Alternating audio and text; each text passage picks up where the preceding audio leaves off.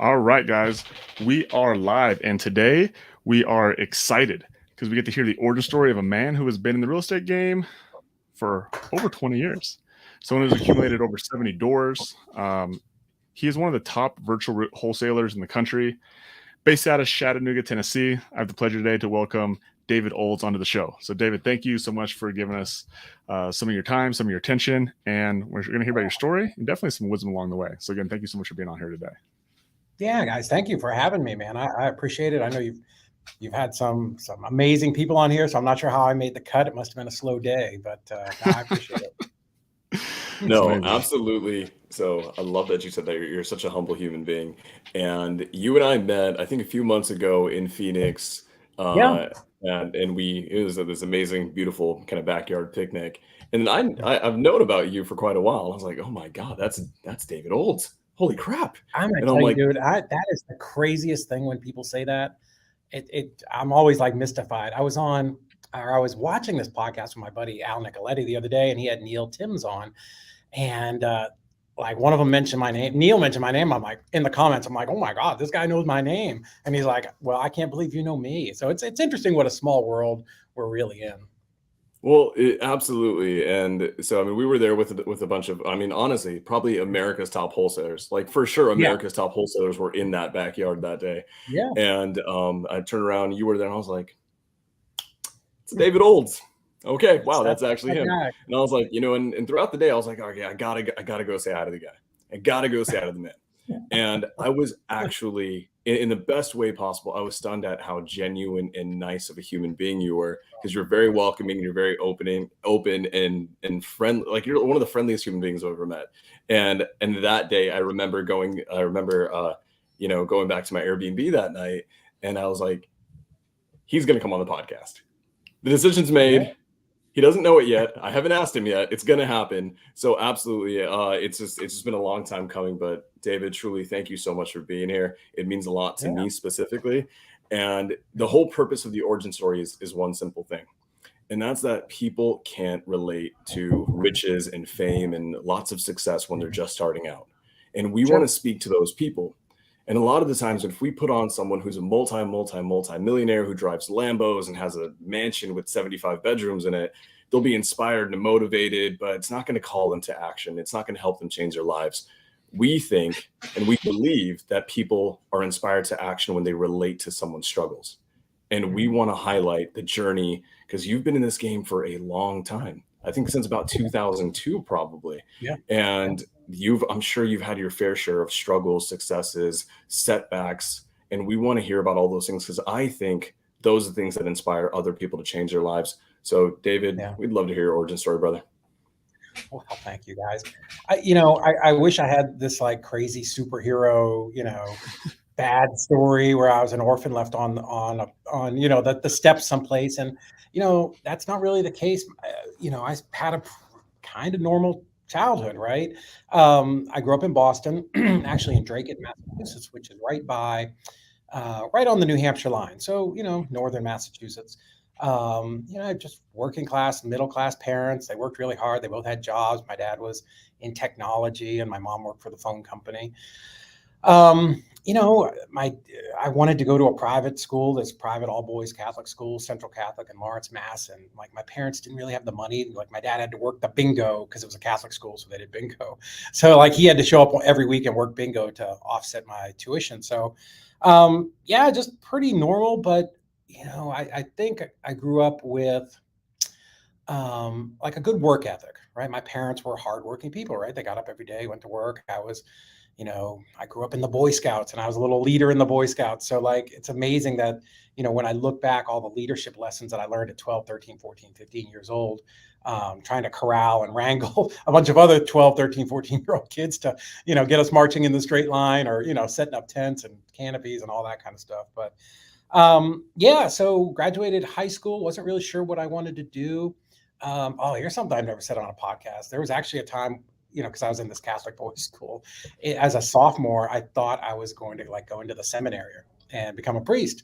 So that was kind of like this thing that, I think you're whatever, 15, whatever that age is. And, you're so into whatever you're doing. And for me at the time, it was, church and religion and all those things. But yeah, so graduated high school and went to UMass. And I started on in a 5-year MBA program. And interestingly, my dad was sort of pushing for that. He knew one of the deans at the business school and got me in, which I probably shouldn't have gotten in with the grades that I had. But I went to this first class, and it was an accounting, like accounting 101. So there's like 500 people in this big auditorium. And so it's accounting. Now, when I was in high school, because it was this private all boys school, like the dumb kids took the business class, right? Everybody else took languages, French, Spanish, Latin, all this stuff. So I'm like, oh, this is going to be easy. It's accounting. The dumb kids do this. All right. All right. So I'm sitting there, and they start talking about credits and debits and all accounting shit, right? And I don't know if I could swear on here, guys. I'm sorry. And it stopped me for a second. But I'm telling you guys, I was as lost as a blind man in a snowstorm. I could not. I struggle with it a little bit. Just not my forte. I could not wrap my head around accounting, like the debits and credits and all that. If we weren't put into a group project at the end of that semester, that luckily the other two guys I was with got an A, and I like typed it up. There's no way I would have passed that class. So I immediately got out of accounting. I knew this wasn't for me, right? I couldn't. It just wasn't. So I got my degree in criminal justice. So I thought, obviously I was never going to be the guy at the police academy climbing the thing with the ropes and the obstacle course. But what was coming about in the early, I guess it was 1990s, was private security and loss prevention, and all that was sort of coming to the forefront. So, that was what I was working towards on my degree. But I was working full time because, again, my parents weren't like loaded. I had to work, so I was working full time in retail. So I would go to school Monday, Wednesday, Friday till like 10:30 or whatever it is. I would get up early, and then I would have classes Tuesday and Thursday till like noon. And the rest of the days in the afternoons, I worked retail till like 10 o'clock at night. So I worked full time, went to school full time. And by the time I got ready to graduate college, like I was making more in the retail world than I ever could have made, getting shot at or, hiding in bushes or whatever that would have turned out to be. So, so I'm like, okay, well, I'm just gonna keep doing this. And so we're in Boston at the time, or northern Massachusetts. My dad gets laid off. It was this was like 3 recessions ago, and technology sector just crumbled. So my mom took an early retirement, and they moved to Delray Beach in Florida, and my dad got a job down there for Sundown Vitamin. So now I'm in Florida, and I'm like, like I don't know anybody here. It's awesome, but like, what am I gonna do? So I found this company called Scotty's Hardware Stores and went to work for them because I had management experience. So I came in as like this assistant manager trainee. And so Scotty's, they had 177 stores in the state of Florida. And, I had experience. So I came in, and like, I was young, aggressive, pretty smart. So I was good at what we did. And they started transferring me around, and I would go to all these other stores and kind of help, fix it up, merchandising, all that kind of stuff. And I ended up becoming the youngest store manager for them in their history at 25, which was cool. Nice. 25, making a bunch of money. I got my first store in Key Largo, Florida. So I'm 25, making, I don't remember what I was making back then, 35 grand or something plus bonus, but that's probably like 60 grand now, right? So great, I'm doing good. Then they transfer me to Tampa.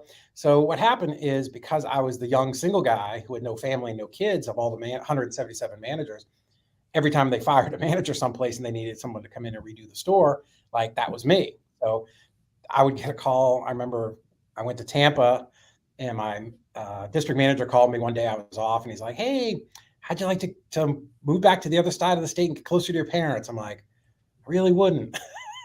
He's like, "Well, we're moving you to Hypoluxo, Florida." I'm like, Jim, come on. When do I need to be there? In 3 days. So that was kind of my life for a while. I was running these big high volume stores, could get moved on a dime basically. And I moved 11 times in 9 years. And it's funny to kind of relate all that back to real estate. My dad at the time, when he was still alive, he did say to me, he's like, if you just quit renting these houses and just buy it every time you moved, you'd be in good shape. And I'm like, that's stupid. That's stupid, right? Because we're young kids and we don't ever want to take advice from Yeah. anybody. And I thought I knew everything.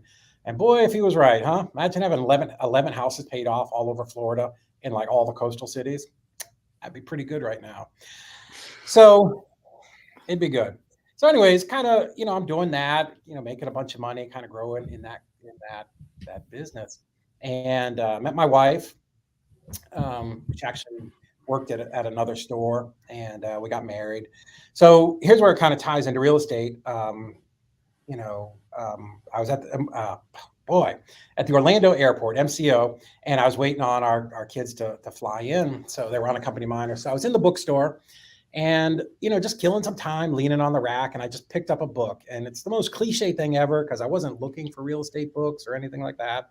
But I start reading Rich Dad, Poor Dad. Again, it's like 70% of real estate investors, their story starts kind of like this. So, I'm just killing some time. I read 10 pages or something, and it's a really easy read. It's very entertaining. And I'm like, oh shit, I got to go. I got to pick these kids up. So I pay for the book. I go home and I finish reading it, a day or two. I love to read. So at the end of the book, Kiyosaki says, if you want to be in real estate, you need to go look up real estate investment associations, RIAs or groups or whatever it is, right? So I'm like, okay, I've never claimed to be the smartest guy, but I'm really good at following direction.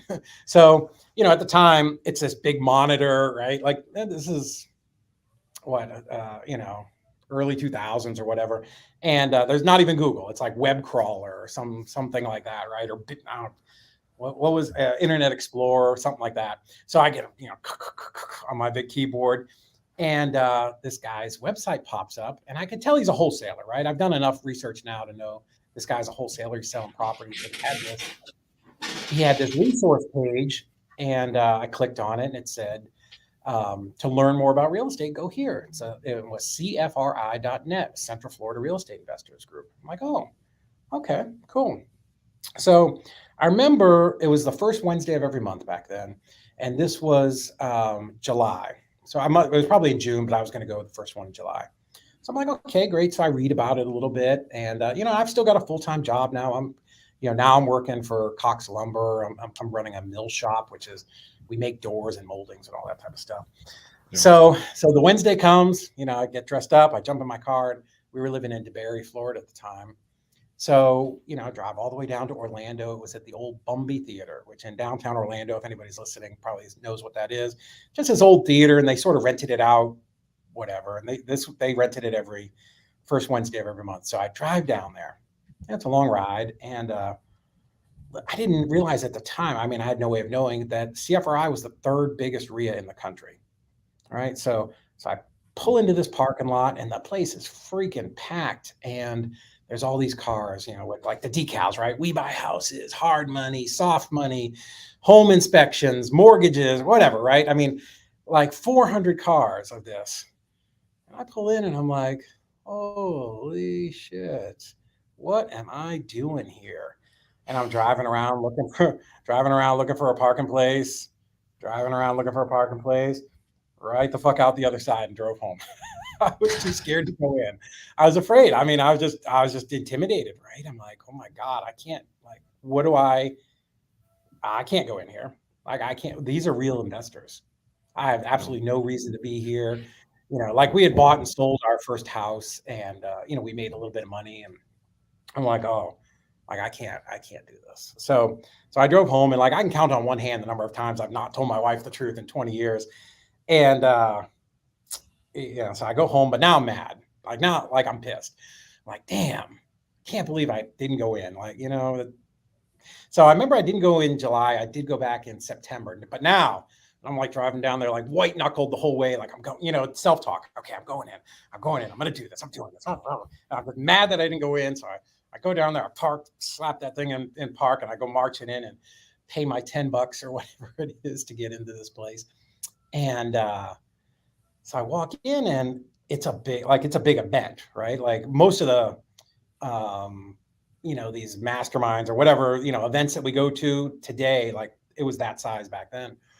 Wow. So I walk in, and there's this lobby, and it's got all these tables, skirt covers, and, everybody's selling what they're selling, wholesalers and hard money lenders and all this stuff. And Like, I don't know what to do. So I'm like, just looking around. I'm like, oh, people are picking up a bag and dropping stuff in the bag, right? Like squeezy balls and pens. I'm like, I just do what everybody else is doing. And people are like, how you doing? Great. What you working on? No projects right now. I'm just trying to blend, right? Blend. So everything's about to start. I go into this big theater and I sit way up in the back in the left-hand corner because I don't want anybody to talk to me because I just want to see what's going on. And so CFRI does this really cool thing. I'm sure a lot of places do it. It was called Deal of the Month. So I'm sitting in the back. I got my notebook out. I'm like, okay, Deal of the Month. I'm going to take notes, right? Because I don't know. I'm just there, right? I'm trying to do the right thing. So what it is they pick 3 or 4 people. They pre-select them, right? They come up on stage and they talk about a deal that they did, how much money they did, how they did it, how they found it, all that stuff. And then everybody claps. Somebody wins. They get like a $50 Home Depot card. All right, cool. So I'm like, notebook, Deal of the Month, right? I'm ready to take notes. So, and this is the old days where they had like transparencies, right? Projected onto the monitor behind you. So I'm sitting there and this old guy, I wish I could really remember his name, but I just call him Bob every time I tell the story. So Bob gets up and he's like, 80-year-old Florida guy, wrinkly skin. Literally, I do remember he had overalls on and like a t-shirt, like everything but the straw hanging out of his mouth, right? So he gets up there and he had this deep accent. And he's like, hi, my name is Bob. And the whole place erupts with, hey, Bob. And I'm like, where the fuck am I at? What craziness is this, right? It's like an AA meeting.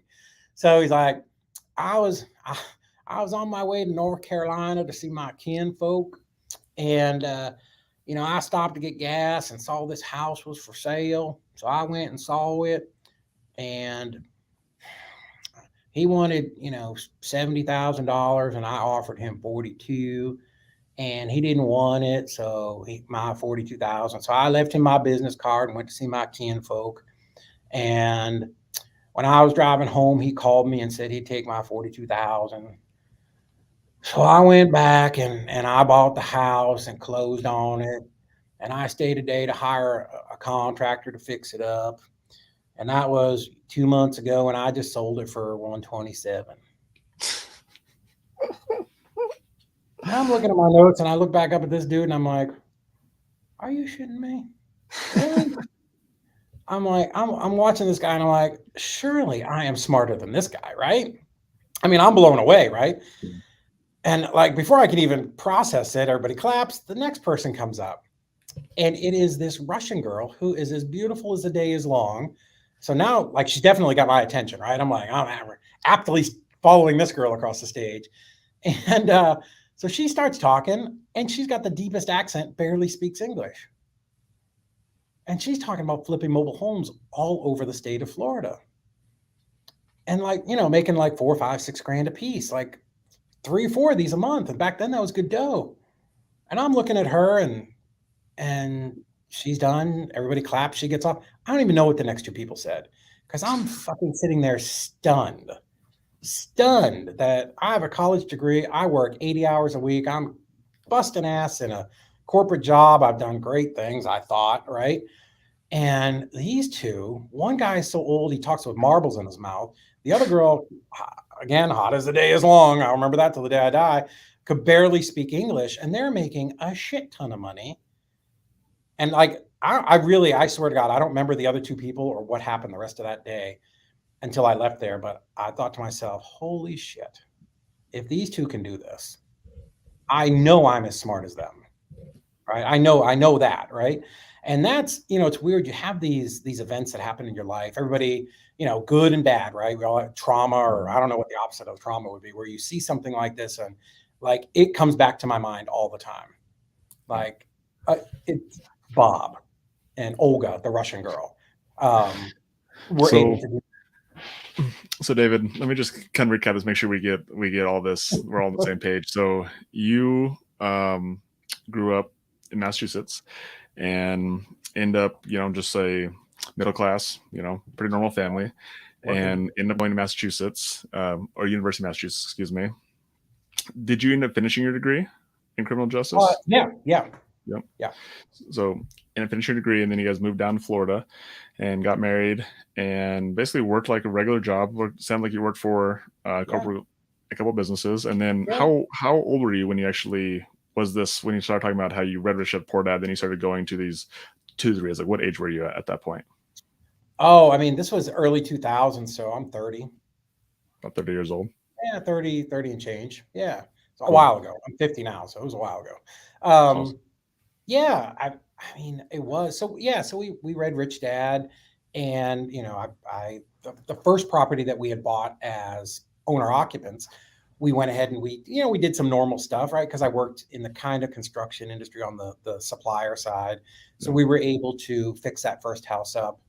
I put up like crown molding, bigger baseboards, nicer casings. We did a few things in the kitchen, and we bought that one for 97. And funny story, when I was going into the closing with my agent to buy my very first house, we come back out. I've closed on it, and I said to her, her name was DJ Rivera. I said, DJ, I don't understand why I bought that from Wells Fargo, right? Because again, this is 2002.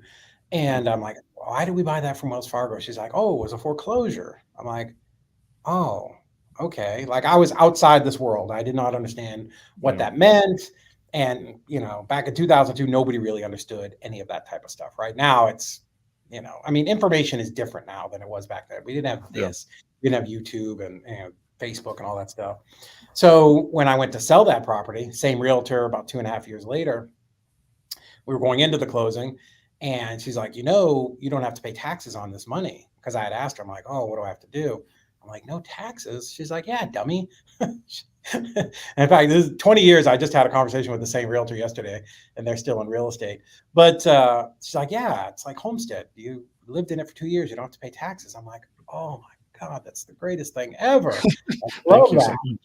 Yeah, right. So I'm going to the RIA, and I'm learning all about real estate, but I've still got a full-time job. So this was actually how we got started. We would go buy a house, get an FHA loan, put our 3.5% down, or get the seller to help us pay part of it down. And we're fixing it up and then reselling it. So we did this, this cycle 3 times, I think. And, the first one we made 50, the next one we made 100, the next one we made like another 60. But that was really our start in real estate.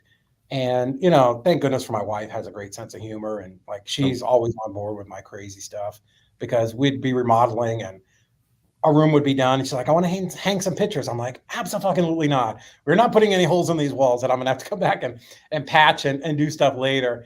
Our houses were always like a model home because there was nothing personal. It was, we'd go buy like these, pictures of wine bottles to put in the kitchen. And, we didn't, our whole purpose in buying these things was to, turn around and resell them. That's awesome. So for anybody's listening, that's been coined by Brandon Turner, like the house hack strategy, right? So you basically come into it, you fix it up, and then you either rent it out after you move out of it, or you can sell it like David just said, after 2 years, and you can do it all over again, right? Yeah, if I'd have been smarter again and followed anybody else's advice, I would have just rented these things out, financed them into a conventional loan, and just gone and got another FHA. So how many times did you do that, David? Like how many times? 3 times. 3 times before. Well, I've done it a bunch of times. The house, but 3 times before we started buying real investment properties. Yeah. So I've got a quick question. Yeah, just I want to backtrack a little bit. I want to get an update on something very critical. Whatever happened to Olga? I don't know, man. I'd look her up if I could remember the last name, dude. Maybe I set you up. Probably a little older than you now. It might be out of your demographic. But just a memory now. Just a memory. Okay. Yeah, and it probably gets better, like anything. The longer you think about it, the grander it gets. But yeah, it was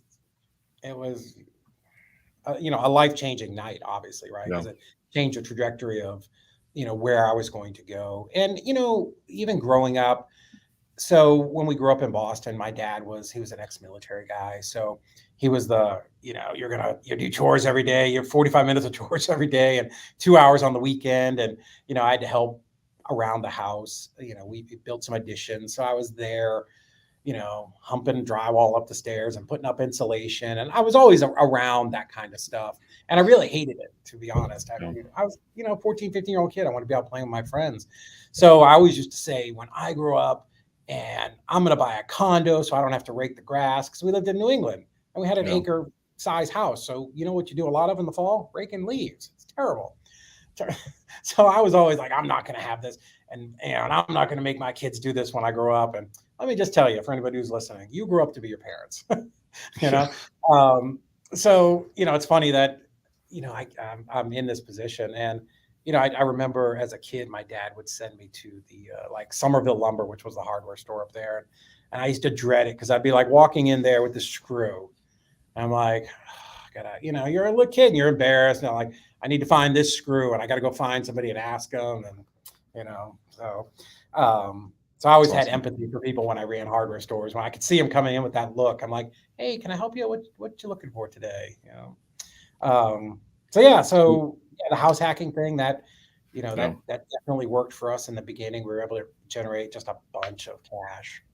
And so when you were house hacking, you still had your job. And then when you said after you'd done 3 of them, then you started actually buying investment properties. Was that still, we still doing part-time, or did you at that point, did you jump full-time over to? No. I was still full-time. I worked a lot, right? I managed big facilities. So, I would work, I'd go to work at 5 a.m. and I'd be there till sometimes 9, 10 o'clock at night. I worked too much. I wasn't, at the time I didn't trust it. Nobody can do it as good as me, that kind of stuff. And then I'm also attending RIAs on other nights. So, as I'm learning real estate, right? One great thing about CFRI is there was like a meeting almost every place 3 or 4 nights a week, plus, 2 weekends a month. They were putting on seminars. So I'm just doing everything I can to consume as much real estate, going to boot camps, I don't want to say mentorships, but like small group mentorships, weekend events, anything I can. I'm just trying to absorb as much about real estate as I can. And, pretty early on, I'm trying to do some marketing. And it's funny, one of the first things that I tried I was at this wholesale boot camp from a guy, he's still a coach in New Jersey, Jason Rodriguez. So he was a big wholesaler at the time in Orlando. So I went to his week-long class on how to do wholesaling. And with my wife and I, we come out, we're like, okay, we're going to do some wholesaling. And I bought the postcards and the bandit signs and did all the things and could not get it to work, which is weird because people now see me as like this wholesale guy. Tried it and it just didn't work. I had these again, back then, it was postcards driving for dollars and bandit signs. That's how we found deals. So we're downloading these lists. We're sending postcards out, and I'm working. So it's all of the inbound calls are going to like an answering service, and I'm coming home at night and, trying to call people back. But I do remember one Friday we bought these bandit signs. I don't remember if I hand wrote them or we ordered them. I probably hand wrote them because we didn't want to spend the money. So my wife and I, all Friday night, all up and down 1792 from like DeBerry to Sanford, we put out these signs. We buy houses, right? Here's one thing they didn't tell me.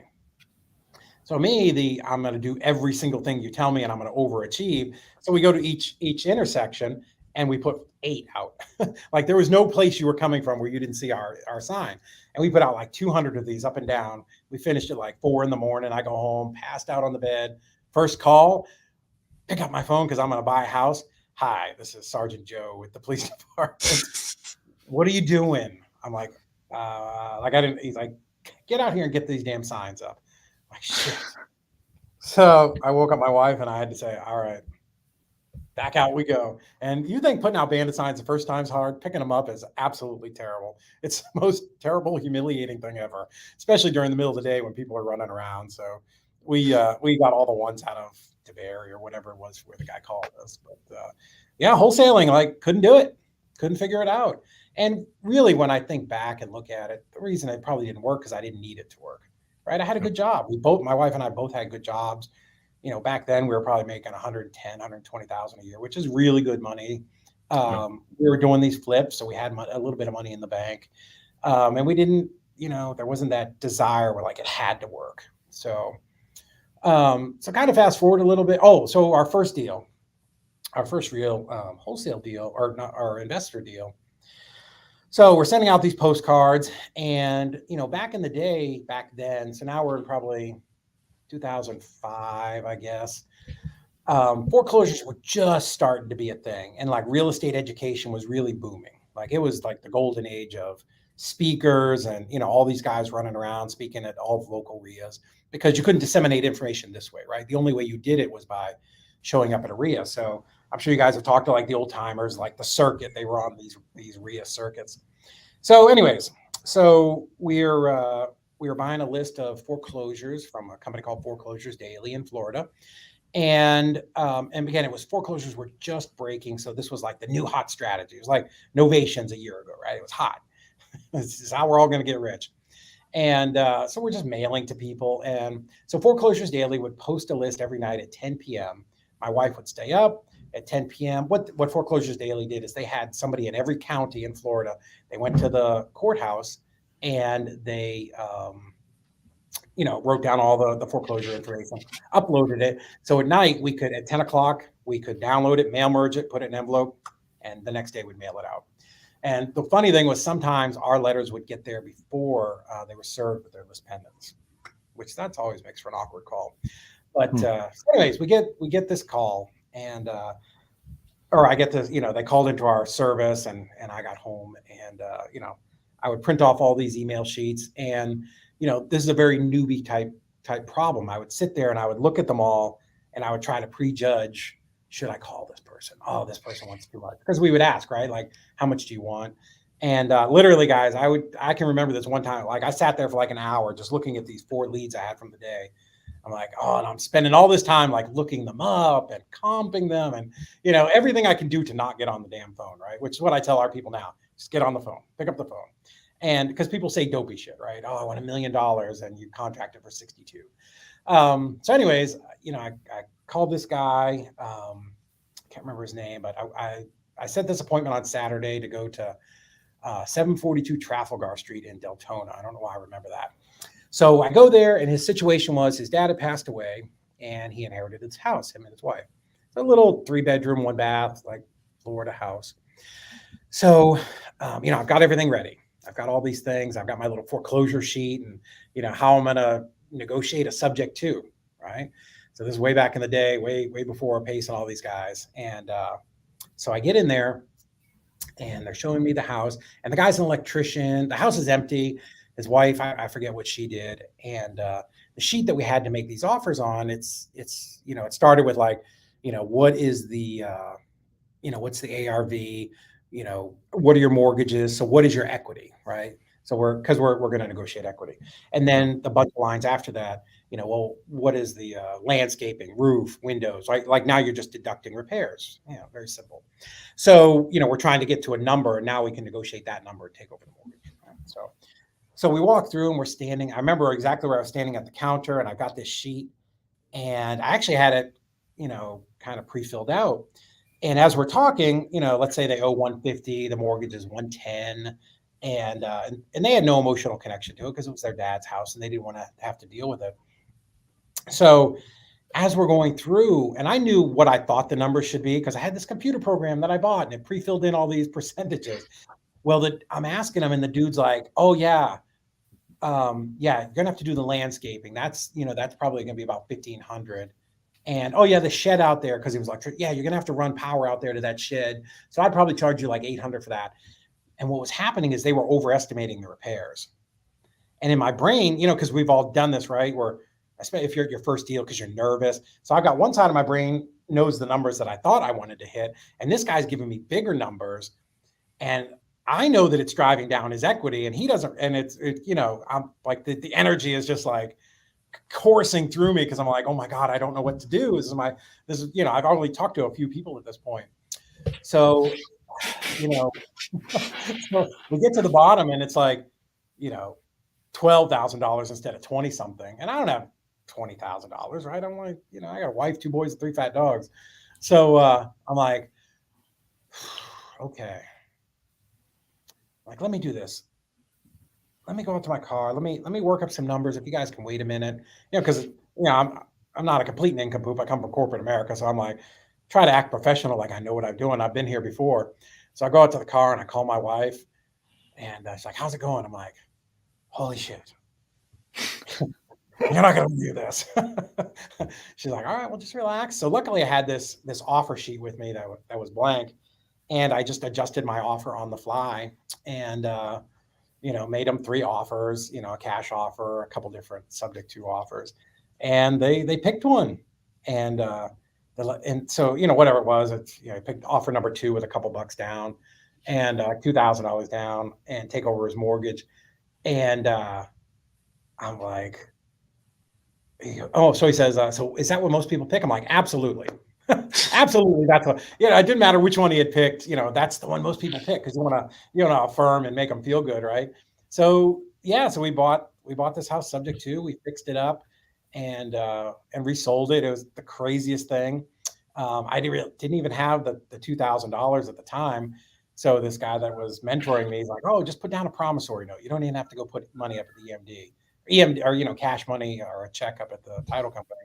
So I went to the title company. I'm like, hey, here's my contract. Can I give you a promissory note? Yeah, absolutely. You can just bring the money at closing. I'm like, oh, how great is that?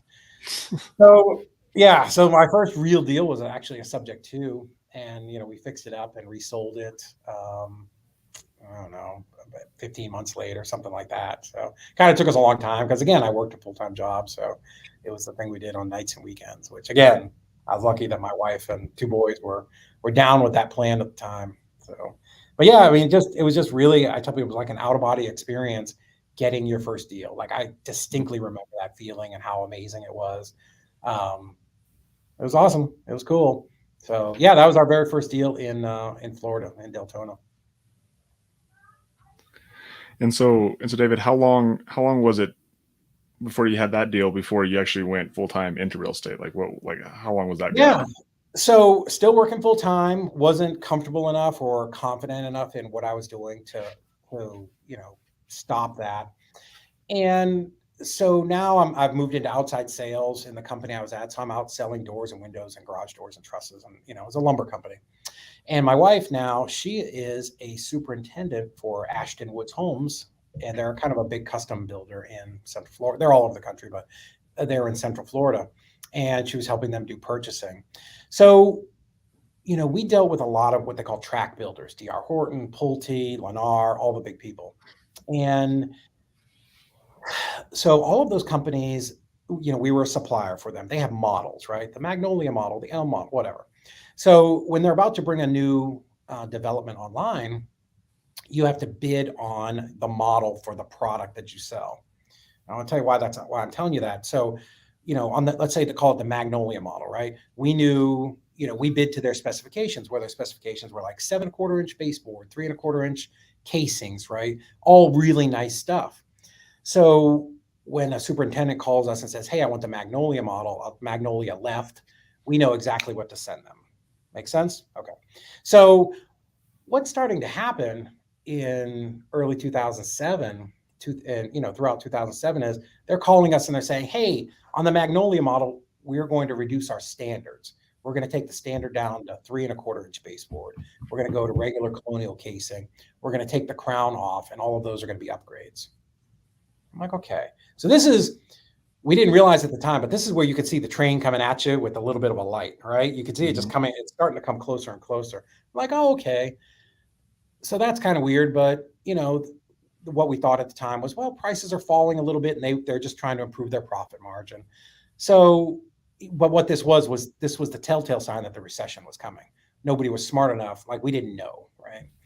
So this is starting to happen more and more and more. And all of a sudden, like, I remember going out to a Lennar subdivision in Claremont, Florida, and literally, like, the dirt is turned for 1,000 houses and there's 15 there.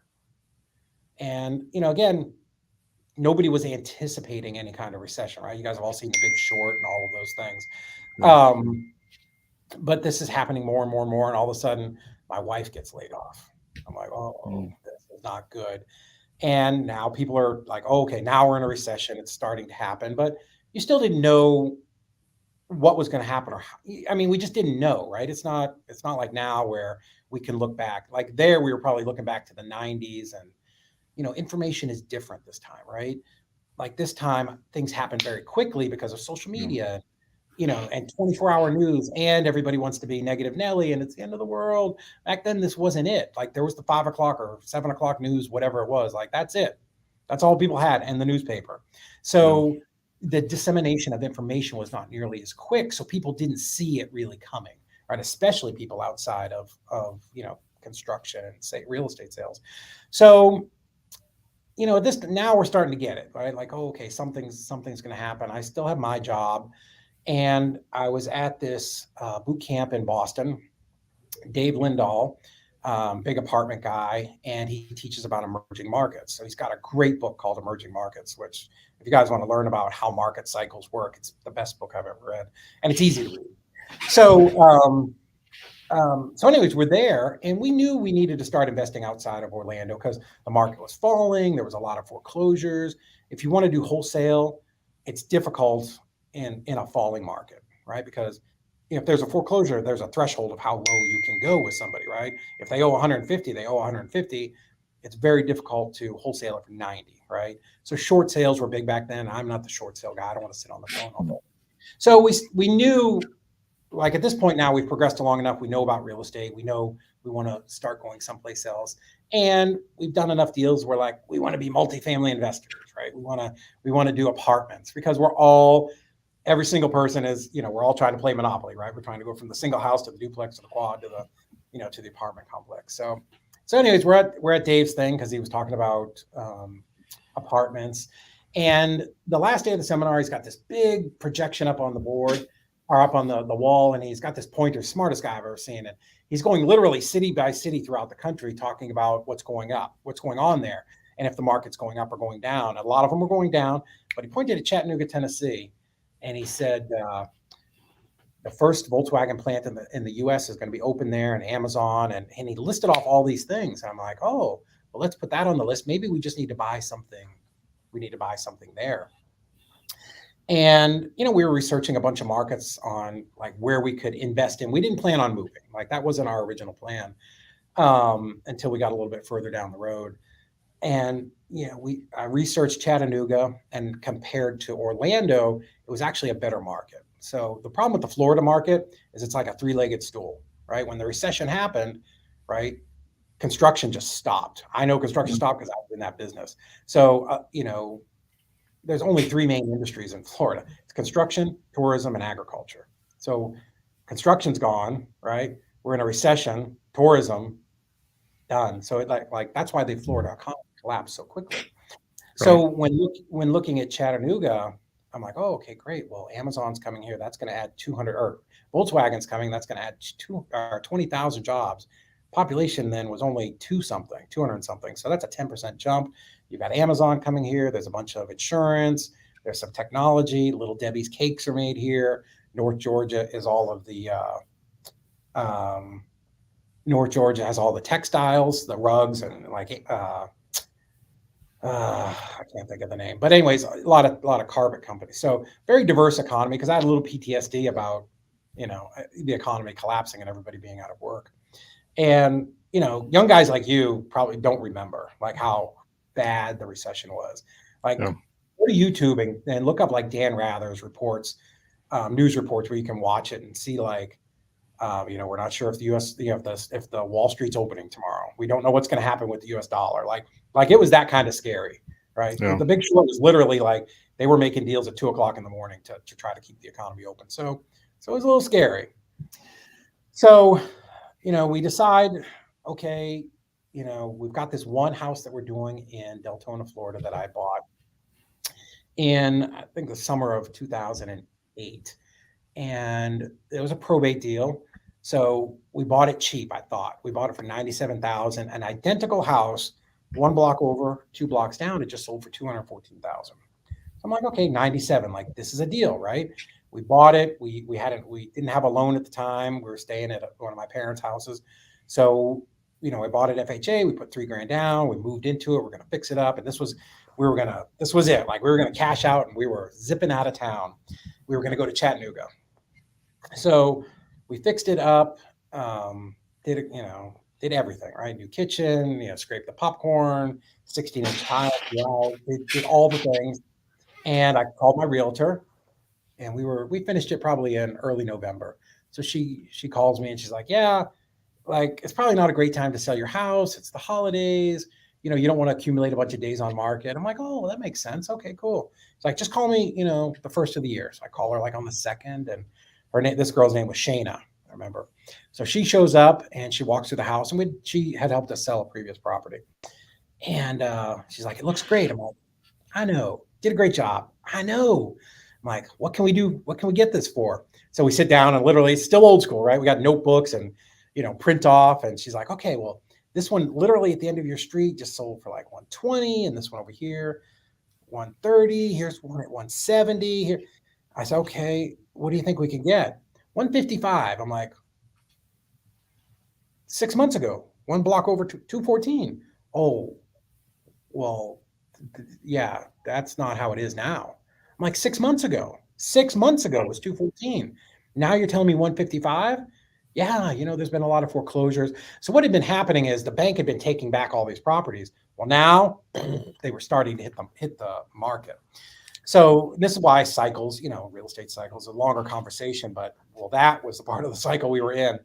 So, I'm like every new investor who's never been through anything. I'm like, well, my house is nicer. She's like, yeah, 155 is a number. And I said, well, I can't sell for 155 because I need this money to move, right? This is our start. We're going to go to Chattanooga and buy a bunch of properties. And, again, January, I said, I'll do 165. And guys, I thought I was the most magnanimous mother effer that's ever walked the earth saying 165. And she's like, all right. Like, she's a realtor. She's a listing agent. She don't care. Yeah. Out she goes, sign in the yard. She's gone. Nothing. Not even like no calls, no showings, nothing. And I let it ride for like a month. And this is, again, different from how it was, right? Like when it was crazy. And so I call her and I'm like, all right, we'll do 155. Do you think that'll get it? She's like, I don't know, man. It's getting worse. I'm like, we got to do 155. We got to find a way to make this happen. So we go like another month, and she had gotten a couple calls, like, still no showings, dude. This is 2 months of me getting up every morning, cleaning my house with my 2 kids so that I could be ready for a showing, right? I don't know if you've ever lived that life, but it ain't fun. So like now we're at the end of February, and like, I know we're moving in the summer. Like I've already told my boss, like, hey, I'm going to be leaving.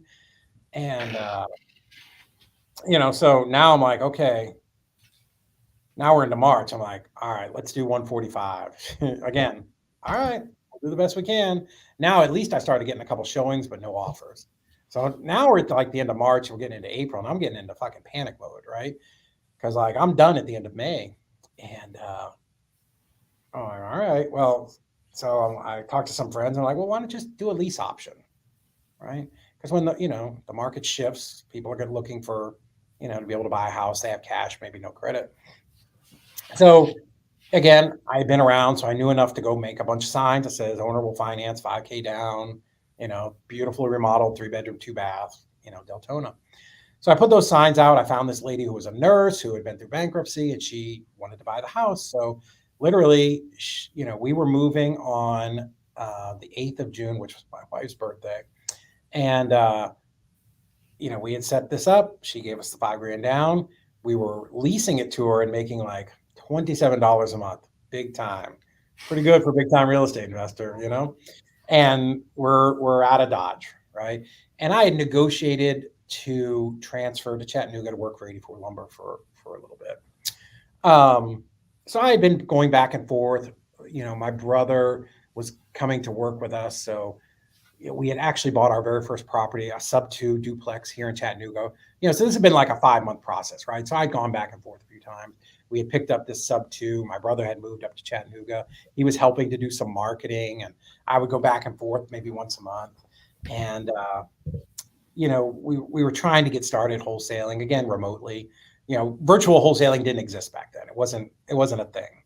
So he's up there putting out signs. Calls are coming to me. He's going to visit them. Didn't sell anything, but we were trying, right? We were doing the thing. But one of the trips up there, we had gone to look at this house. It was on 3103 East 30th Street in Chattanooga. Nobody wants to look it up.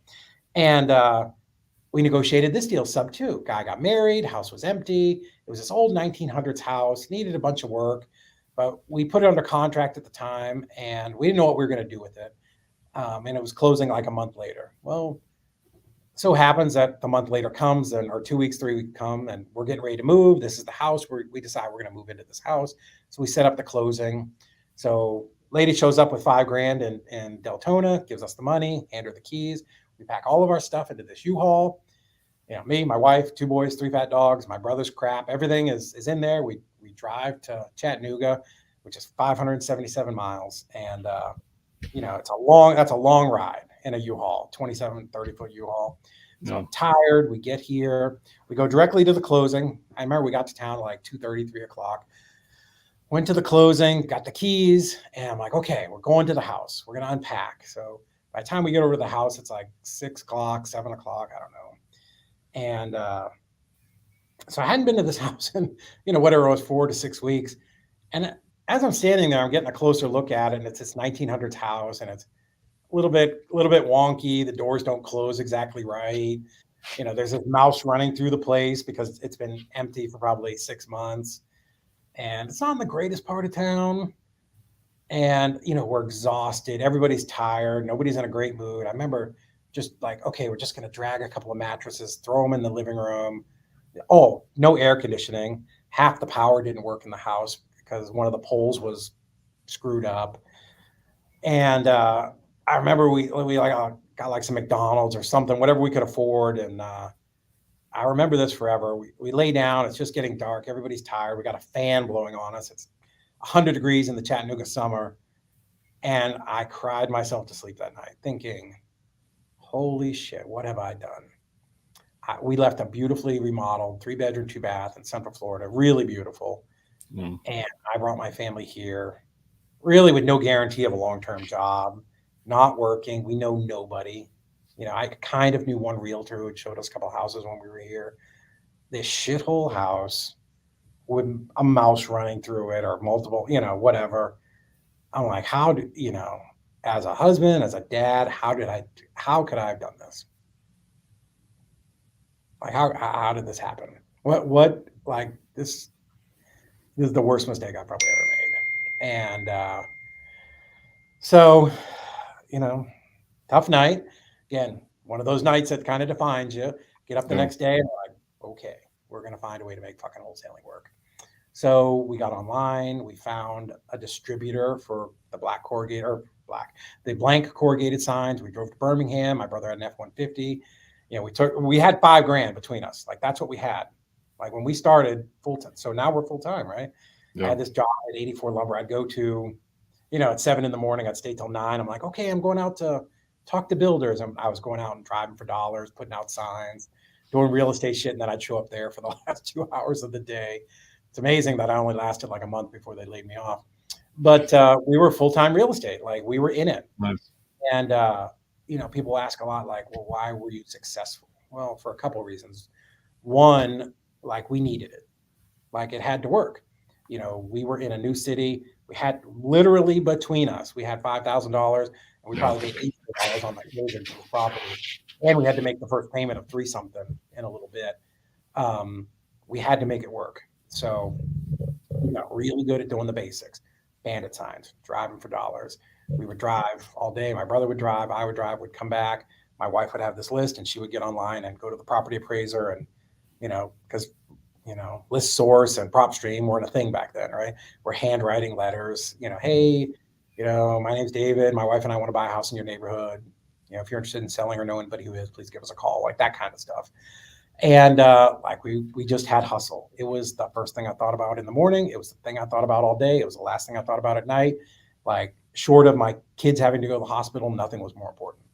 Like, that was the level of commitment that we had to have to get this off the ground. So anyways, we go buy a couple hundred bandit signs, and the three of us, my brother, my wife, myself, we made the commitment every Friday we were going to go out and put out at least 100 signs.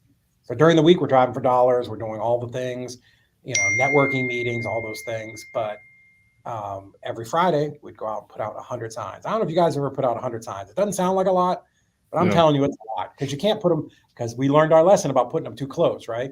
So you got to spread out 100 signs all over town. Like, we had a route. Like, we knew, okay, we're going to do this side of town this week, and then we're going to do this side. And it takes 3 to 4 hours, even with somebody else where somebody can drive and somebody can hop in and hop out. It takes a couple hours. But we did it every Friday, every single Friday, not like some Fridays, I kind of feel like it. Didn't matter. Rain, sleet, snow. The new Spider-Man movie came out and I had to take my kids. Well, instead of doing it at 10, we'd do it at 1 in the morning. But like, we did it every single week. And, that generated a lot of leads. Now we're getting properties. Now we're putting out signs during the week. They're cheap house for sale, like disposition type signs. Yeah. I mean, we just fucking worked hard. And that was what it took to bootstrap this, because we had no money. Like we did all of the basics, handwritten yellow letters, handwritten postcards, handwritten bandit signs. I remember it was the summer, so our kids, we had them during the day. I went and bought this cheap, beat up old Jeep, and we were out driving for dollars, and my kids loved to hop out of the back of the Jeep with no top, run up, and like on a vacant house, and put we had these like little postcard sticky things, and they'd put something on the door that helped me put up signs.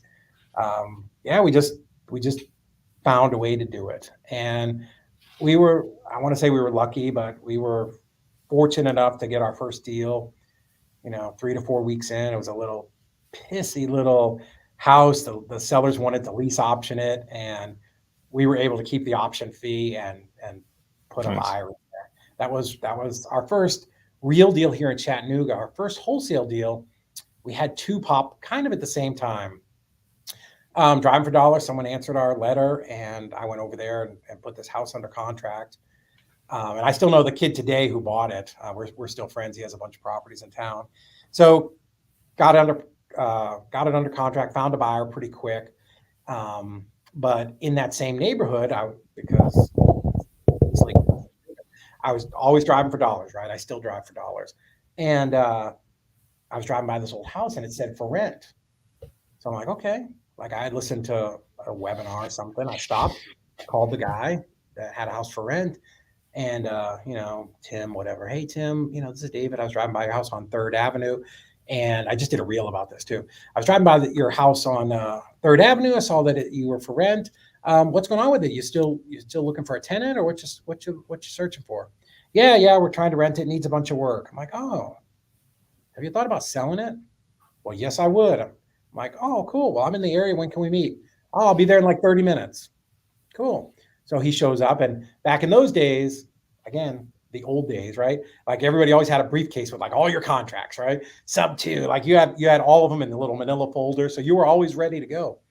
And dude shows up. We walked through the house. It was not rentable. I don't know what he was thinking with this for rent sign, but contracted it for like $9,000. And because we've been trying to market, we had a little buyers list built up, and that property actually closed before the other one. We made $3 or $4,000 and made $8,000 on the other one. And that was how we got started. Those were our first 3 deals here in Chattanooga. And, we knew to put money back into marketing. And, like I said, 84 Lumber only tolerated me if they're, for like a month. They're like, oh, just market's not good. We're going to let some salespeople go. I'm like, okay. And luckily they laid me off, so I was able to collect. Nice. And and then I collected for 2 years, which was awesome. But that's kind of how we got started. I mean, it's awesome. So it's funny because you talked about doing some of the marketing tactics before with bandit signs, and then you did it again. And it wasn't necessarily the tactic you were using, it was just the consistency behind the tactic you were doing.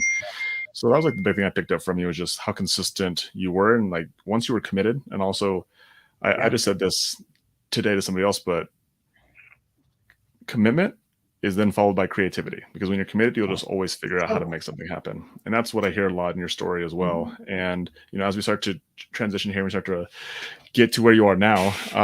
Now, obviously that was a lot of stuff that you were doing in your local market in Tennessee, but now you're doing virtual wholesaling. So describe me like kind of what your business looks like now, and how you've been able to literally make this transition from not being even good at local wholesaling to now you're doing something that even like blows people's minds, that you're virtual wholesaling in multiple, like 17, 18, 19, 20 different markets.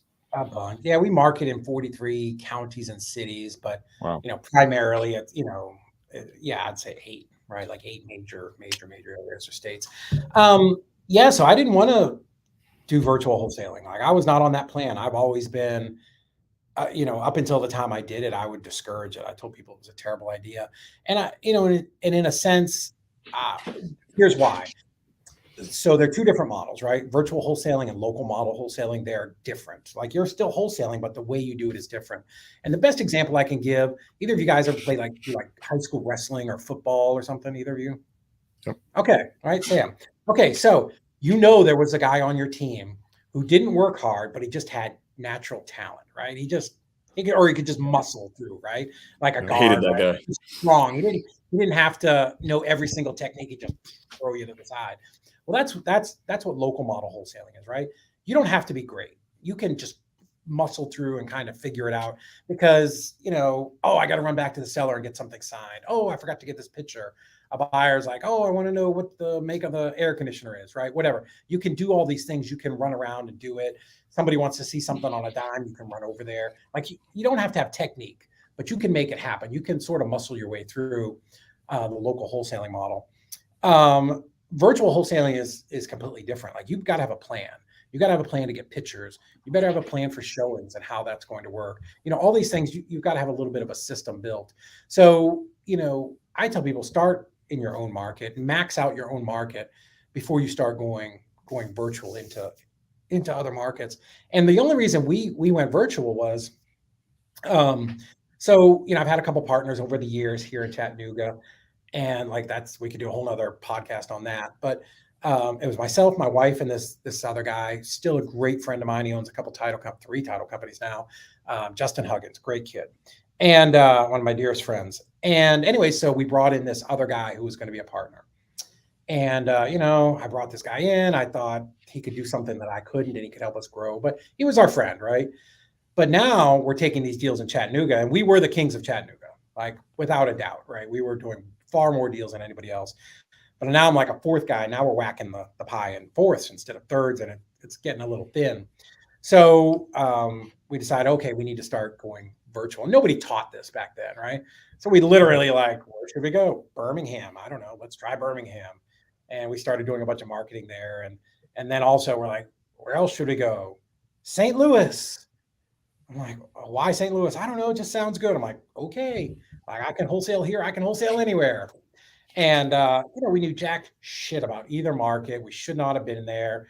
We lost so much money marketing to St. Louis. It wasn't even, I don't know if you've ever been there, but I talked to David Dodge about it. Like there's this whole section of St. Louis. It's like the apocalypse, right? It's these beautiful old townhomes that were row houses that were probably amazing at one point. But we drove up there one time and I didn't want to bring my Jeep to a stop at the corner, burned out, windows broken out, like you see homeless people walking in the window, like terrible area. Well, people were calling us to sell us, those kinds of things at $1,000. And we're like, oh, it's going to be great. Like we're going to make $1 million. And we didn't know the market. We didn't know that was trash stuff. So, our first foray into going virtual, didn't work well. We did a little bit of money in Birmingham, but it's a real low end market. Virtual, it's a tough market to be in business. So, we've learned a lot of things over the years by screwing up. One thing about us. How do you pick your markets today, Dolan? What's up? Hold on. How do you pick your markets today? What is the criteria that you use now? Yep. Let me get you back here. Somebody called me and bumped you off my screen. Shoot. Hang on. I'm sorry, guys. Darn it. Sorry, it's a MacBook. It shouldn't have. I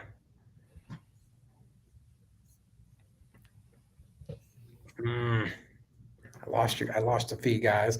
Well, we'll just do it without. Can you still hear us? That's okay. I can hear you. Yeah, we'll just roll without. I can't see you. So now we're very particular. And again, even this part of our business has gone through a bunch of evolutions. So we always knew we didn't want to be. Once we realized how to screw things up, we realized we didn't want to be in any market that was smaller than Chattanooga. So we there he is. I got you back. So we wanted to make sure that we had at least a population of 250,000, and that was sort of just the first criteria that we wanted. Because one thing that I realized is we are in the wholesale game. It's a sales and marketing business, and we need to sell to cash buyers, right? So the one thing that I learned from starting wholesaling in 2009, which was the worst time period ever, was that buyers are important, right? So we want to be going out and at least being in a place where there's a lot of buyers. And a little analogy would be like, you're going fishing and you're going to grandpa's fishing hole where there's one guppy and a sad turtle, right? And that's all there is to catch in that little pond. Or you can go over here to this new, Parks and Recreation pond that they just dug and filled with water and dumped a boatload of bass in, or a truckload of bass in, right? Like, let's go to the pond where there are the most people biting, or fish, right? Biting. So we realized early on, we don't want to be in places where there are no buyers, right? So we don't go to rural areas. We don't go to small towns. Even when we get, leads in now, the first thing I do is ask Siri, hey, Siri, what's the population of Anderson, Alabama? 256 people.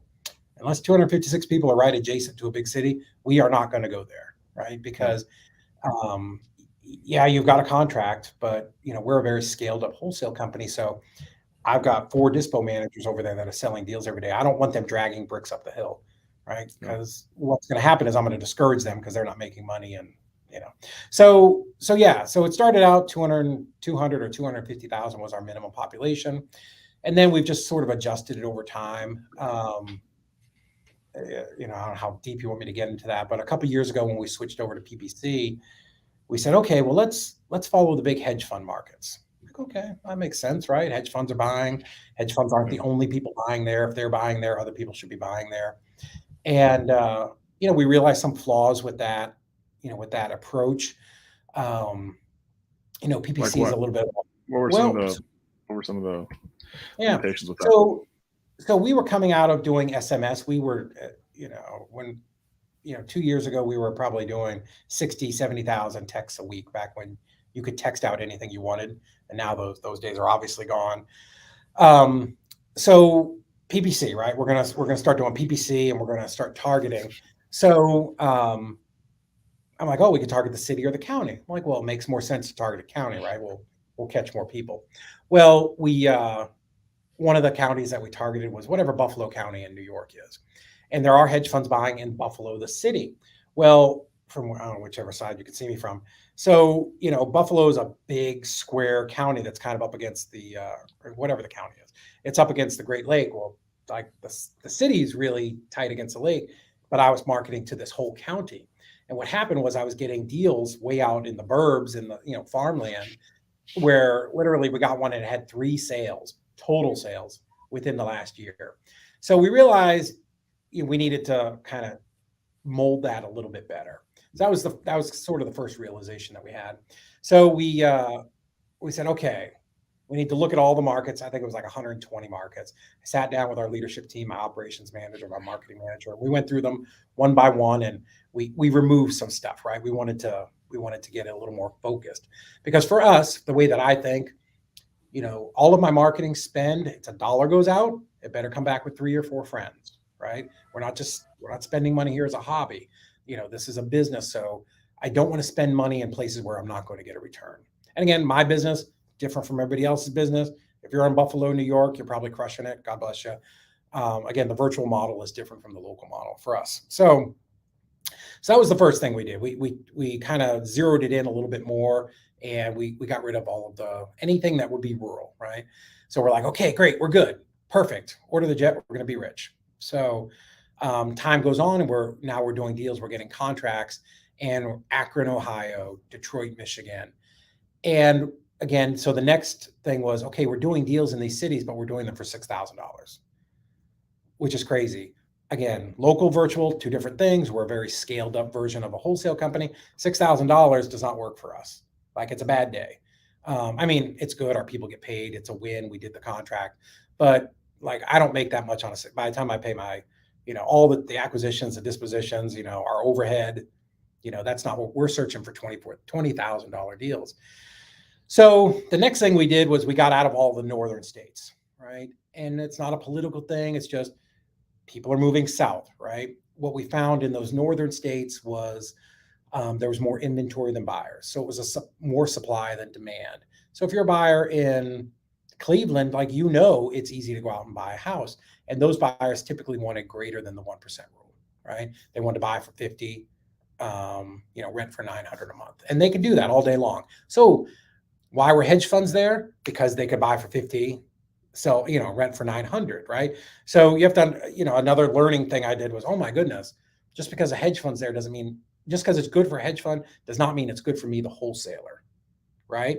Memphis, Tennessee, great place. My buddy Kent Clothier runs one of the biggest hedge funds ever out there.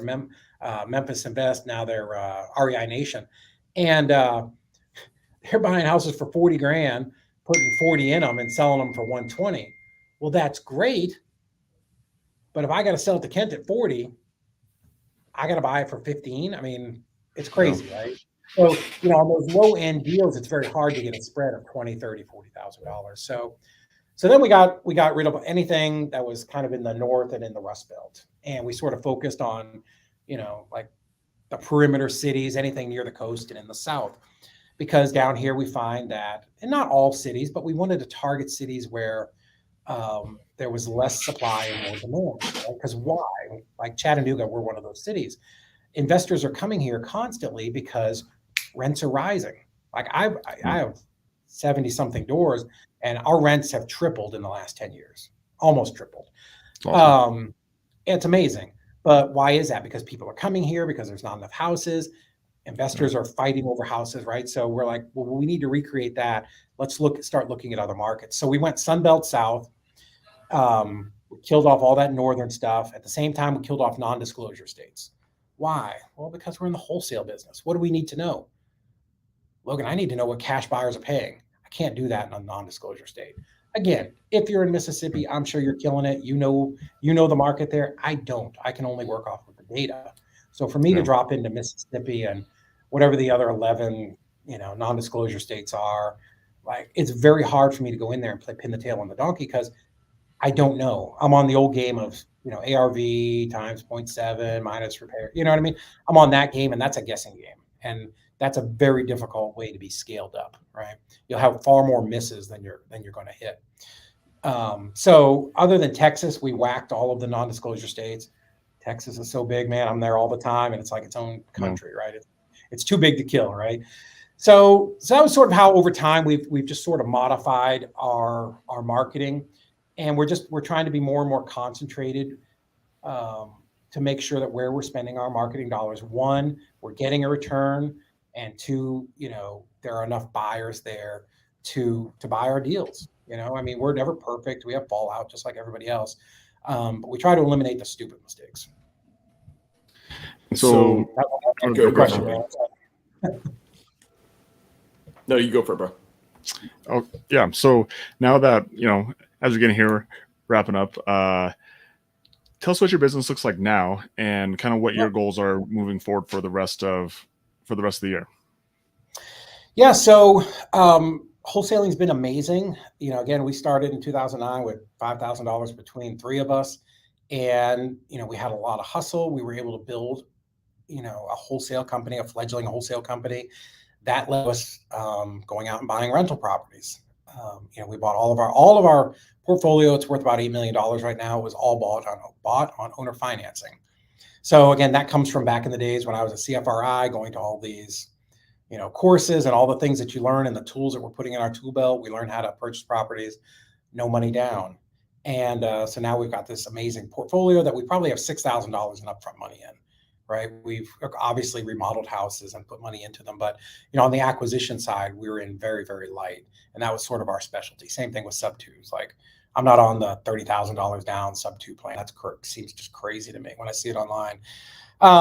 So wholesaling led to having a big rental portfolio. Over time, we were accumulating a lot of rentals. That led into, as the market shifted and started getting better in 2014 and 15, doing a lot of rehabs. We were doing 8 to 10 rehabs a year, which on top of wholesaling and, and the rentals was pretty good. Then we brought in that other partner, and we really went all in on virtual wholesaling and working in multiple markets all over the country. And that's where we were until we went into COVID. Everybody took a deep breath and oh my God. First off, that was a multifaceted thing. First thing is, oh my God, what are we going to do?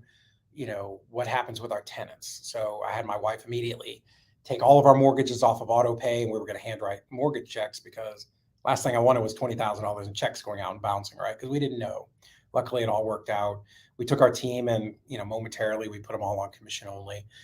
But in the back of my head, I'm like, this is it. This is the time. This is the recession. Because if you talk to any investor that's been around through at least one crash, they're like, ask them what their biggest regret is. Every single one of them will be like, I didn't buy enough houses. I didn't keep enough houses. And that's always what I tell young guys, like, dude, I promise you, this will be your regret. When me and some guys get around or together that were wholesaling in 09 in Chattanooga, we talk about all these houses that we sold and made $3,000 off of that are now 400,000, you know? So again, same thing with when I was working in Florida. I wish I had kept more houses. That's my probably biggest regret, as an investor. So COVID happened. I'm like, okay, it's finally here. I don't want death and despair on people. I just want them to think there is, so they just loosen up a little bit, and we can buy some more houses, zero down on owner financing. And then the weirdest thing happened. It took off and went crazy, right? Yeah. Someday we'll figure out why that happened. But so wholesaling it, we got even better. We moved to this big office, 6,000 square foot. Things were going good. July 1st of last year, I had a massive breakup with the one partner that I had left, and brought everything to a grinding halt. Like everything. I still had my rental business. We weren't really flipping because I was focused on wholesaling. And he handled all the acquisitions and the marketing, the front side of our business.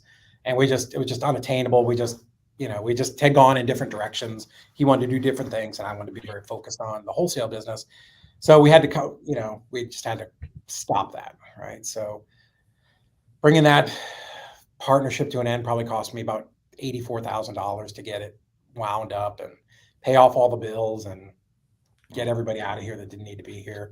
So yeah, June of last year, we started at zero again, and I had to put ads on Indeed and hire an acquisitions team. And that was when we switched over to PPC, and we hired some VAs, and, it took us until December to get back up over 100 grand. We hit 143 in December. So we've kind of restarted our business and had this kind of whole regrowth and rebirth period. And we've started a couple of businesses since then. We've opened Easy REI Closings, which we are the country's, after a year, are weirdly the biggest TC company for wholesalers and real estate investors all across the country, where we handle all of your back end stuff. So that's been amazing. That's probably the reason we travel the most, is sponsoring events and talking about that. Again, wholesaling brought all of this to us. I sold one of my properties and was able to invest in an oil and gas company out of Houston. So we started a petroleum company. What else? A little bit of coaching. So yeah, that's kind of our day is pretty busy. Wholesaling is kind of our most active company. The transactions company, I've got an amazing operations manager, Heather Anderson, that does all of that for me. Kind of the secret to success for us has been building a great team. I've got 3 ladies that across the board run the bulk of our companies, and without them,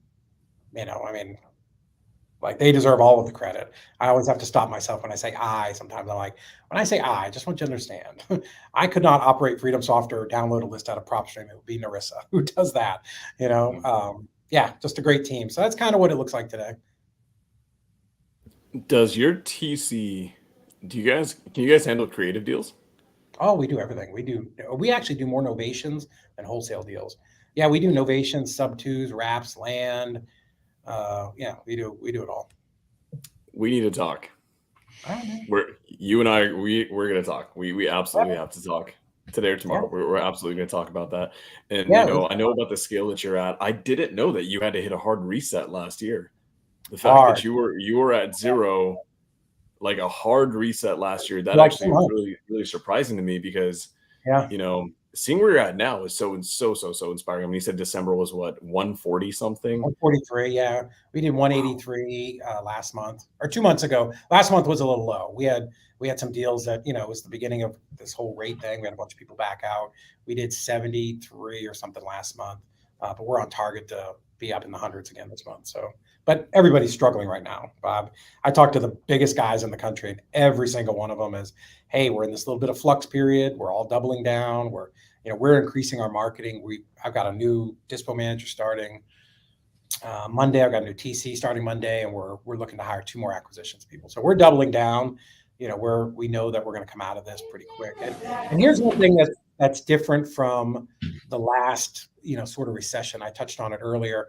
Like, we didn't know we were in the middle of the hurricane because we just didn't know, right? Well, now what happened is, remember, the Fed changed interest rates overnight. Sellers were like, they could feel it, right? Overnight, we're talking to people, and you guys probably are too, where, yeah, I've had my house on the market for 30 days. I don't have an offer.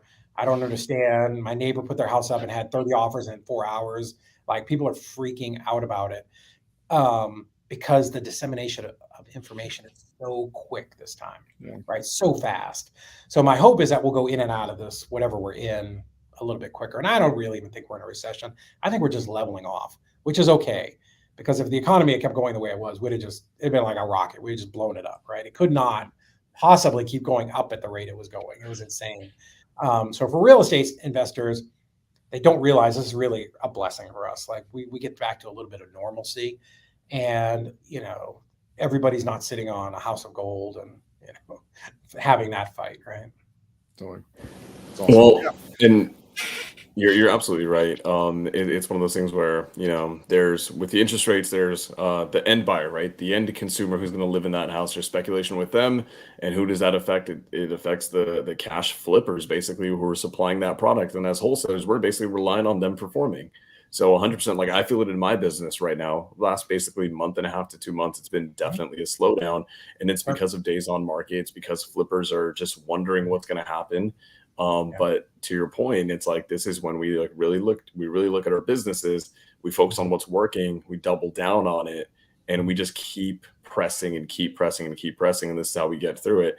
I mean, I absolutely can't, it's one of those things where I can't wait to see how your business performs, because, you've been through, I mean, I'm 9 months into this. So this is the first economic downturn that I've ever been an adult for. You're better off to be starting now than 2 years ago, because those people are in a panic. There's one of the top investor lift cartel guys, young kid, was doing $500,000, literally called me 2 weeks ago, like almost frantic. I don't know what's going on. I can't sell anything. And this was a kid who, started 2 years ago. And, and a lot of people like that had this meteoric rise, and they were just selling everything to hedge funds, and all of a sudden that stopped. And to me, from looking at it, just maybe because I've been doing this a long time, I think real buyers are still buying, right? If you're a rehabber and that's your business, you have to buy. You have a crew, you have to buy, you have to keep going. Are they a little more conservative? Of course, right? But if you're under 300,000, it's not the end of the world, 0.75% or whatever, a point and a half.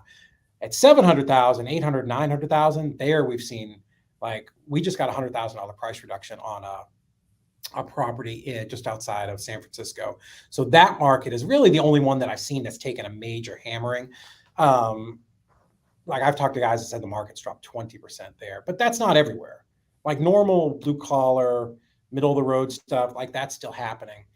The buyers that we're seeing exit the market first are the casual buyers, right? The doctors, the dentists, who are just placing money in real estate because it was easy money. Those people snapped out first. They were the first people out. The people that we sold 3 deals today. It's the regular real buyers who've been around forever. Are they a little bit more conservative? Sure, but they're still buying. So there's definitely still an opportunity to make some money right now. We just, we're maybe making 16 instead of 20. No, absolutely right. So, David, you've got some of the best in the industry, right? These people are cartel bosses. They're some of the best wholesalers in the country. Some of these young guys who are, like you said, 2 years in, and now they've been flying super high. Now they need a little bit of a reality check. You've got some of the best in the industry, coming to you for advice and to you for help. You're doing coaching, and I know that this is something that, some of our viewers can, if we have a viewer who has a business and are trying to scale and they want to get a little bit of your wisdom, how do they get a hold of you? So David Olds REI, that's my social for Instagram. That's probably the easiest place to get me. It's also the same thing for Facebook. You can shoot me a message on either of those. I'll tell you, I turned off all of our live coaching earlier this year because we were getting so busy. We have a great dispo course that, we've sold and, to a lot of the big teams. And I've used to do a lot of in-person coaching for their teams. A lot of the cartel bosses, I've trained their teams. But we do have a course that's basically, it's dispo team training. We designed it because I was doing so much coaching, and basically all I realized all that people wanted was for me to come train their team. So we put our video course out of exactly how we train our people. And that's what Dispo Team Training is. So it's super cheap. It's very economical. Once you buy it, you have it forever. And people have really loved it. With that, we have Facebook group and like a little mastermind that we have there. But I don't do too much of the live one-on-one stuff as much as I used to. I love to do it. I just don't have the time, with running all the different companies. That was the one thing is, you guys probably experience this too. Like time becomes your most important commodity, Yeah. So, David, reach out to me. Happy to talk to speaking on that, thank you so much for giving us the last hour and a half, and appreciate you sharing your story, sharing your wisdom with us. And for anybody out there who's listening, go on to his Instagram, go connect with him, go follow him. He's posting content out there. Also his website as well. That's where you can actually find the course on there. So davidoldesrei.com. You go on there and it's an easy opt-in and get connected. And at the end of the day, take action. Thank you for the wisdom on the recession too. Again, both Sam and I being young, I think that's really important. And for everybody else who's listening too, it's like hearing your perspective is so valuable, especially right now where times are uncertain, that it's the wisdom that we look for people who have been through multiple of these, that really is going to lead us who don't really know. Like we follow you and we follow other leaders in this industry. Yeah, guys, it's going to end. I replied to an Instagram thing because my Instagram, we have like 250 reels. It's just all content stuff. And somebody posted earlier, like, geez, I just wish housing, that's what he said. Something like, housing is so expensive now. I wish I'd bought 10 or 20 years ago. And I replied, you want to know a secret? We thought it was expensive 10 and 20 years ago too. Yeah. Think about that. Like Google the median price of houses across the US. It's a straight line, right? Like over time. Yeah, there's been a little, but it's always going up. Rents always going up. Buy houses. Every day is a good day to buy real estate if you're in the long-term hold game. If you're in the wholesale game, it's a little more speculative, right? But we try to be in and out so fast that we don't get caught in any kind of market cycle because we're, 60 days or less. Rehabbing, if you're a rehabber, I would be careful and not have a lot of properties. And just like our buyers, they want to make sure they're buying deep enough. I don't think we're going to see a drop again, anything major. I think it's just people pulling back a little bit. Pricing seems to be staying close to the same on the retail side. There's just not, it's just not selling as quickly. But yeah, it's always a good time to buy real estate if you're in the long-term game. Yeah. We're going to be having that same conversation is going to be in 10 years. And people are like, I should have bought 10 years ago. Right? It's the same thing, dude. 10 years ago when I started, I remember, I'll leave this one last story. I did used to do like coaching where I would fly out to clients' places. I was in San Jose with this girl, and I was there for a couple of days. So she took me to the local RIA. And I remember like everybody sitting there and there's this old timer. Like, I feel like I'm the old timer now, but there's an old guy, 70 years old, and he's sitting on a stool and people were asking him questions, and, young guys trying to be like so clever and smart, like we all are at that age. Well, what percentage of ARV do you buy at? The dude's like, I don't know. I'm like, what do you mean you don't know? He's like, I'm just buying for cash flow, dude. Like, I'm going to hold this property for 30 years or until I die. Doesn't matter to me. I don't care if it's negative 10%. And the guy's right, because if you're buying over time, I have packages that I bought, and I thought I overpaid I bought these houses, they were like $30,000, solid rental houses, like 7 years ago. And I was paying it like the full tax appraised value. Those houses have tripled, quadrupled in value. Like, housing is going to go up. It's the greatest hedge against recession that there is. Just buy and hold, make sure you have cash flow. If you're buying with tenants, make sure the tenants cover your mortgage interest, mortgage, your mortgage, taxes, and insurance, my God. And, you've got a little bit of money to cover repairs and maintenance and whatever you want to do. But buy and hold, man, that's the real key to wealth. I've done wholesale deals where we've made $70,000, $80,000. And I'm going to tell you, you piss that money away. That money's gone. Yeah. It's gone. Nobody's saving it. No, what wholesaler do you know that's saving 30% and putting it into an IRA? None of them. Yeah. No, they're popping bottles and buying Rolexes and all those shit. So that's cool if you're going to do that. I'm lucky enough that I'm able to do whatever I want and go on great vacations because I have a rental portfolio that's going to be paid off in 8 years and kick off 40 to 50 grand a month in cash flow. Oh. So anyways, I appreciate you guys guys. I'm sorry. I probably got a little long-winded sometimes. No, love it, love it, love it. This is the last thing I'll say on this. I've actually quickly learned that in this industry, and as an entrepreneur, as a young entrepreneur, I don't really care to learn how to make money from other people because that's just those answers we can get, right? With the internet, we can get those answers. All I want is wisdom from people who've been in it long enough. And you've shared probably more wisdom today than Yeah. most of our guests ever have.